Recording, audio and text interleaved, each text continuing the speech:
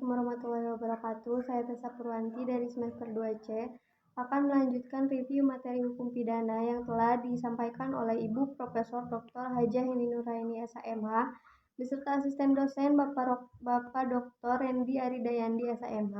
Langsung saja, kealpaan atau culpa merupakan kebalikan dari kesengajaan atau dapat juga disebut kurang hati-hati yang terdiri dari kealpaan disadari atau on bustuskuld.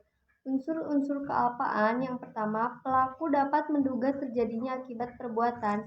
Dalam hal ini ada hubungan batin dari pelaku dengan akibat yang timbul dari perbuatannya, sehingga pelaku dapat menduga tetapi pelaku kurang berhati-hati.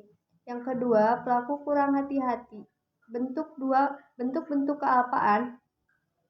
Yang pertama, culpa kata, yaitu kealpaan berat. Yang kedua, culpa levis, yaitu kealpaan disadari. Pelaku dapat membayangkan atau memperkirakan kemungkinan timbulnya akibat dari perbuatannya. Yang ketiga, onbustuskuld, yaitu pelaku dapat membayangkan akibat yang mungkin timbul dari perbuatan yang dilakukannya. Selanjutnya, kemampuan bertanggung jawab, yaitu keadaan batin atau jiwa seseorang yang sehat dan normal ketika melakukan tindak pidana. Cara menentukan kemampuan bertanggung jawab. Yang pertama, sistem deskriptif atau menyatakan. Yang kedua, sistem normatif atau menilai. Yang ketiga, sistem deskriptif normatif, yaitu gabungan dari keduanya.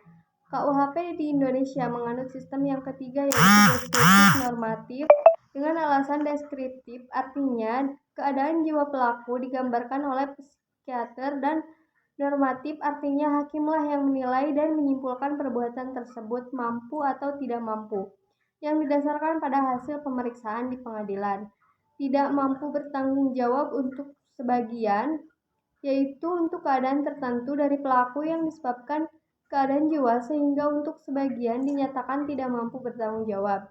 Yang pertama, kleptomani, yaitu penyakit jiwa yang berupa dorongan yang kuat untuk mengambil barang atau benda milik orang lain, tetapi pelaku sendiri tidak menyadari perbuatannya terlarang atau melanggar hukum.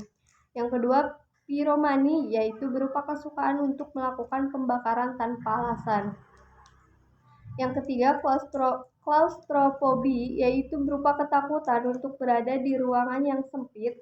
Dan yang keempat, nipomani, yaitu penyakit jiwa pada seorang laki-laki yang jika bertemu wanita selalu berkeinginan untuk berbuat tidak senonoh. Orang mempunyai penyakit jiwa seperti tersebut di atas dianggap bertanggung jawab sebagian, yaitu ketika dibuktikan bahwa perbuatan yang dilakukannya ada hubungan dengan penyakitnya. Tetapi untuk perbuatan lainnya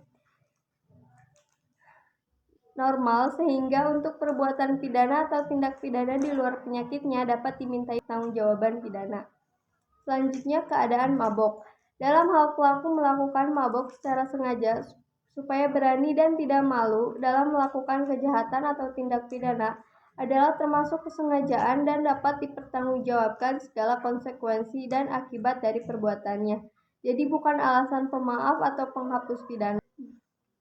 Atas dasar itu harus dilihat batas mampu dan tidak mampu bertanggung jawab. Batas mampu dan tidak mampu didasarkan pada dua pendapat. Yang pertama, pelaku tetap dapat dipidana asalkan dapat dibuktikan bahwa pelaku mampu bertanggung jawab atau pompe.